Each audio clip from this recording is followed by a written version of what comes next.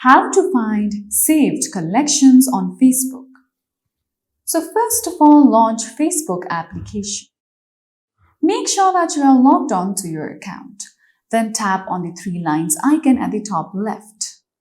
From here, go to Saved. Now on top, you can see various options. Swipe towards the left-hand side and you'll see Collections. Tap on it. Now from here, you would be able to find your saved collections. If you wish to create a new collection, you can go ahead and tap on Create Collection option. From here, you can name your collection. After that, you can turn on the toggle for these two options if you wish to. Then go ahead and tap on Done.